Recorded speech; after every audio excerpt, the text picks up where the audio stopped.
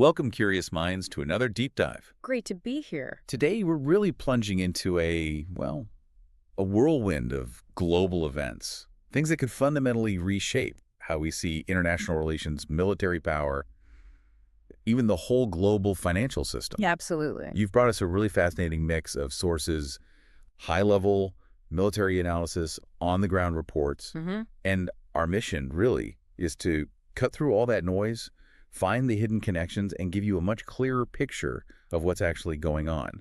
It's complex, sometimes contradictory, but we're here to guide you through it. Hopefully, we'll find some surprising insights, maybe challenge a few assumptions. Indeed, it feels like a critical moment for understanding how global power is shifting. Yeah. We'll look at everything from, border tensions in Eastern Europe right through to the future of the global economy, all based on the info you've pulled together. Yeah. What really stands out is how things that seem separate, they're actually deeply connected. It forms this larger narrative that's easy to miss day to day.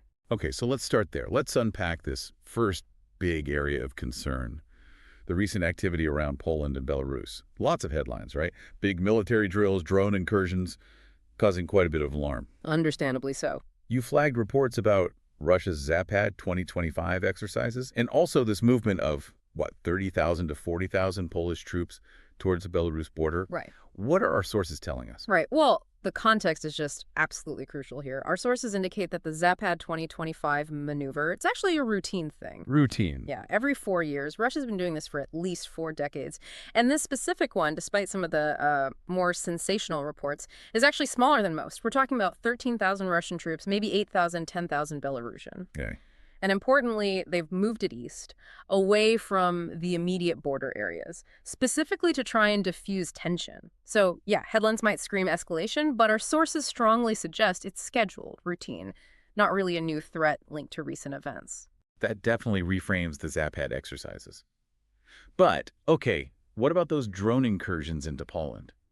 That felt different. A lot of people saw that as maybe Russia testing NATO's resolve, especially thinking about past Zapad drills sometimes coming before other big events. Yeah, that's where you need to look past the initial speculation. NATO headquarters actually came out publicly and said they do not see these unmanned systems, these drones, as an attack on Poland. You don't? Okay. No. Our sources indicate only one drone actually hit anything and none were armed.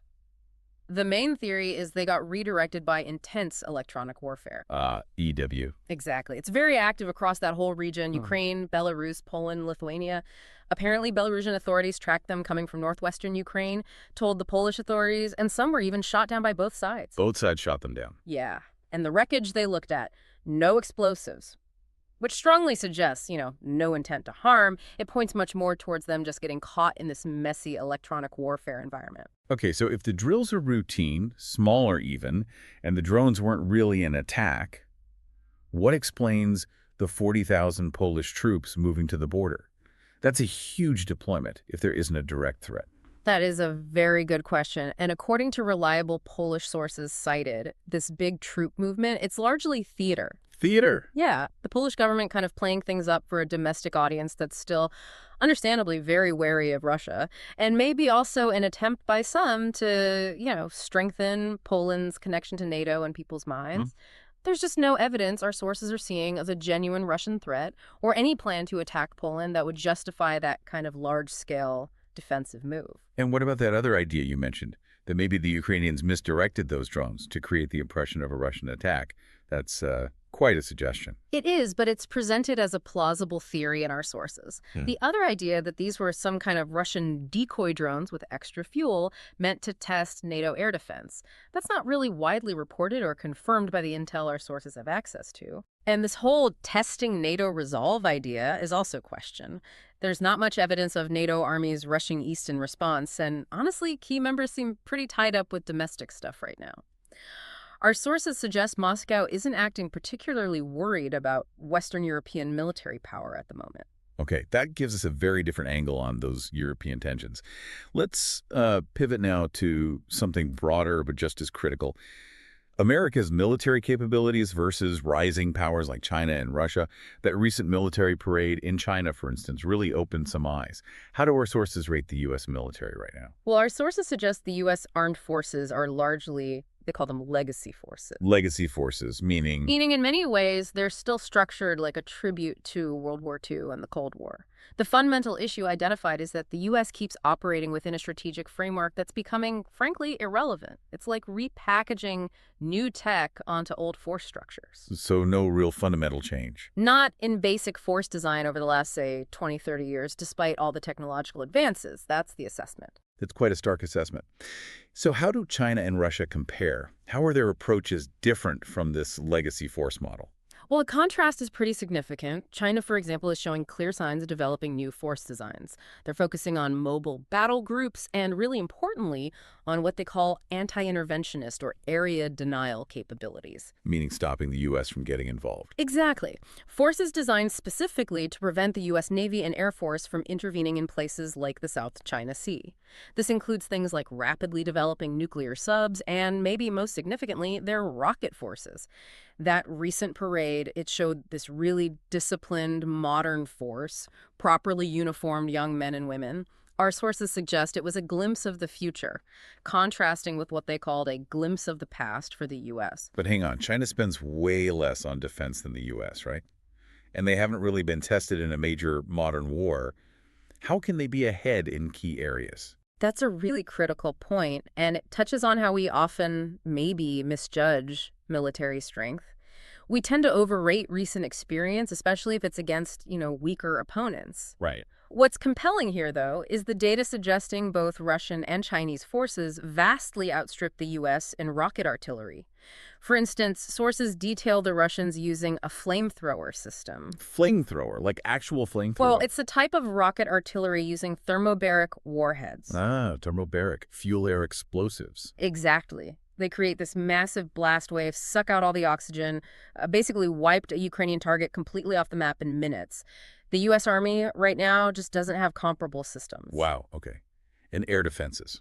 Is that another weak spot for the U.S.? Our sources describe the U.S. air and missile defense network as very weak.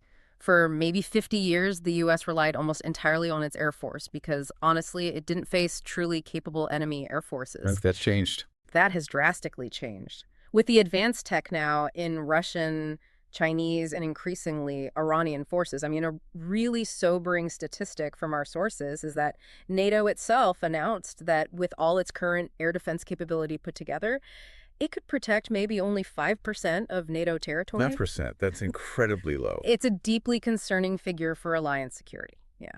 And you also mentioned the Russian Orchnik missile, advanced maneuvering, hypersonic. Yeah. And why is that such a big deal? The Orchnik is, it's a very powerful weapon, a major concern. It deploys multiple warheads very accurately. It's hypersonic, so faster than Mach 5, incredibly hard to intercept, and the real kicker, it can maneuver in flight. Change direction midair. Exactly. That ability to change trajectory, it's a code the Russians seem to have cracked. And it makes existing missile defense systems really struggle to track and counter it. This whole gap in advanced rocketry and missile tech between the U.S., Russia, and China, it's a profound strategic challenge. Okay, let's shift focus again, this time to the Middle East. That recent Israeli strike on Qatar, a U.S. ally that seemed pretty shocking, at least initially. Mm-hmm. What does that incident tell us about U.S. and Israeli credibility, especially with diplomacy supposedly happening? Well, what's fascinating, or maybe disturbing, is that the initial surprise, according to our sources, was quickly followed by some stark revelations. The intelligence suggests Qatar was ultimately aware the strike was coming. Aware, so they knew. It strongly implies some kind of behind-the-scenes agreement, possibly brokered by the U.S. Not only was the U.S. informed, but apparently the British Royal Air Force even provided refueling for the operation. Refueling? Wow. Yeah.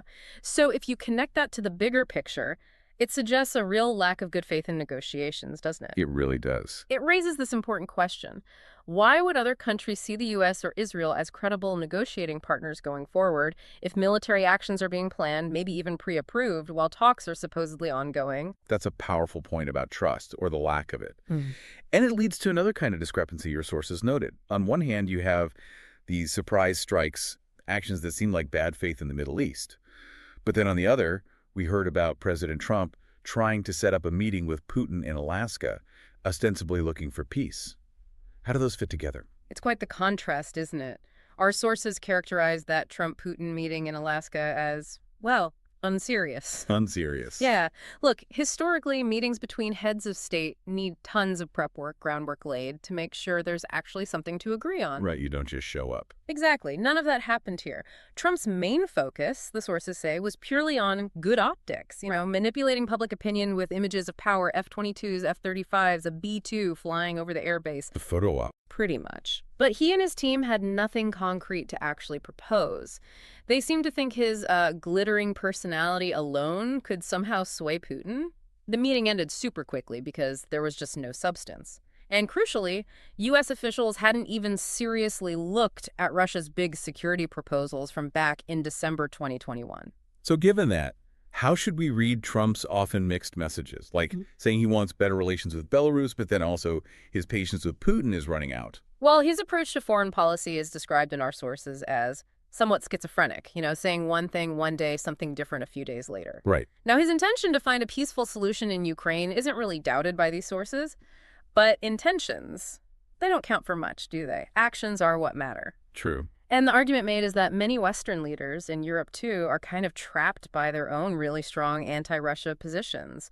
They feel like they can't back down now without a complete loss of credibility back home, especially when many are facing big political challenges internally. So they're stuck. In a way, our sources are very clear. Putin holds the upper hand on the ground in Ukraine. And in the end, that's what counts in real politics.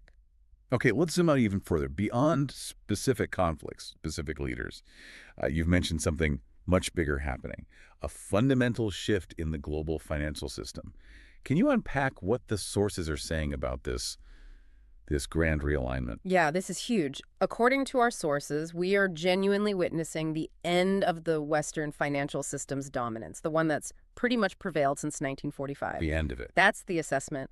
What's really compelling is the rapid rise of BRICS, Brazil, Russia, India, China, South Africa, and how actively they're developing parallel institutions like a SWIFT equivalent, the main system for international bank transfers. Theirs is reportedly faster, more convenient. Faster and more convenient. That's the report. And you're seeing major powers across Asia, South America, Africa, increasingly moving away from the Western system towards BRICS. And BRICS is showing this strong, growing intention to set up a gold-backed currency system. Gold-backed. Wow, that's a massive shift. Is there a historical comparison to help grasp the scale of this? Absolutely. Our sources compare it to something like 1492. Columbus. Well, yeah, but the impact. That period marked the beginning of the end for Ottoman power because trade, wealth, power, it all started shifting away from the Middle East towards the West because of the New World discoveries. Okay. A massive recentering of global power and wealth. Exactly. We're seeing a similar profound split happening now, not because of new continents, but because economic giants like China, India, and big parts of Africa and South America are actively migrating towards this new financial system. And that, of course, creates huge uncertainty for Western-aligned nations like Australia or New Zealand. They have to figure out where they fit now. This sounds like it would have enormous implications. What about for the war in Ukraine? What does this global realignment mean there? Our sources are absolutely unequivocal on this. The war in Ukraine is effectively over. That's their assessment. They assert the Russians have won and will ultimately decide what happens in both eastern and western Ukraine and countries bordering Russia. Yeah. Whether they like it or not, eventually they'll have to normalize relations, do business with them again. So the global shift forces their hand, in a way. That's the implication. This realignment carries a strong message. Globalists are on the run and they're going to lose power. The big challenge now for non-BRICS nations is figuring out their financial future, especially if the world, or a significant part of it, moves towards gold backing. That might not be feasible or even desirable for everyone. Let's bring this discussion closer to home now. Domestic divisions, the military. You mentioned President Trump suggesting changing the Department of Defense name back to Department of War. Is that significant or just symbolic? Honestly, I think that's probably one of the least significant things to focus on. It feels more symbolic than anything else. The underlying point, according to our sources, is Trump's deep frustration with what he sees as the U.S. military establishment's focus on interventionism and nation building, and also becoming too politically correct. Okay. He believes, for instance, that decisions like putting women into combat roles have done absolutely nothing for our readiness or warfighting capability. That's his view, reflected in the sources. So he's trying to restore this warfighting focus, but just changing a name. That doesn't really change the deep-seated institutional culture or strategic habits. Okay, let's take another example of U.S. posture. Venezuela. There were reports of a warship being struck, military posturing. What do the sources say about that approach? Well, this is presented as another clear example of, let's say, impulsive U.S. action, often influenced by more hawkish figures like Senator Rubio. Yeah. What happened? Venezuela mobilized for war. The population, even if they didn't all love Maduro, mostly rallied behind their country against an external threat. The sources really question this whole idea of regime change. They point out it's failed repeatedly since, 1965? And call it ineffective, even silly. It just seems to backfire consistently. So if threats and trying to force regime change don't work, what would be a smarter approach for the U.S., Yeah. especially since Venezuela has, arguably, the world's biggest oil and gas reserves? That's the crucial question, isn't it? Instead of threats and abuse, our sources suggest, look, the U.S. has the best energy experts on the planet. True. What if there was a private direct meeting with Maduro, offer to send thousands of U.S. engineers to fix Venezuela's crumbling oil and gas infrastructure? In return, the U.S. becomes their best customer. That could be highly effective. A practical deal, basically. Exactly. Plus, the U.S. could offer help dealing with corrupt generals involved in the drug trade, acknowledging that Maduro doesn't even fully control his own military. The key, the sources argue, is negotiation, offering real support, not constantly talking about changing the government or changing the society. That whole mindset has just failed again and again. Okay, finally, let's touch on the domestic front again. The assassination of Charlie Kirk. You mentioned this reflects a broader issue of massive criminality and a loss of faith in institutions. What did the sources highlight there? Yeah, I'm personally very skeptical about the official story there, and our sources suggest this incident really highlights a massive problem. The declining credibility of institutions like the FBI, the Justice Department. Many Americans just don't trust them anymore. Yeah. Now, some analyses mention Kirk maybe changing his stance on Israel, but proving a direct link to his assassination. That's extremely difficult based on the available information. The sources frame it less as, proof of an impending civil war and more as a really stark reflection of massive criminality and a serious breakdown in social order and trust in the U.S. So wrapping this all up, Yeah. what does it all mean for us trying to understand this incredibly complex, shifting world? We've gone from military drill nuances to, tectonic plates moving under the global financial system. We've seen old ways struggling and tensions clashing with actions. Indeed. The sources you've brought together really paint a picture of a world in profound flux. I mean, traditional power dynamics aren't just being challenged, they're being fundamentally reconfigured. Entirely new alliances, new economic systems are popping up. Yeah. The common thread through all of it seems to be the urgent need for critical thinking, and for nations everywhere to really adapt their strategies to these deep, sometimes unsettling changes. So, as you reflect on this deep dive, here's maybe a final provocative thought for you to consider. If the world order we've known is actually splitting into fundamentally different economic and geopolitical systems, what does that mean for the next generation of global leadership? And what completely new rules of engagement are inevitably going to emerge from this massive transformation? That is a truly crucial question, something for all of us to really ponder as we navigate whatever comes next. Thank you for joining us on this deep dive. We really hope this exploration gives you a powerful head start in understanding the complex world around us.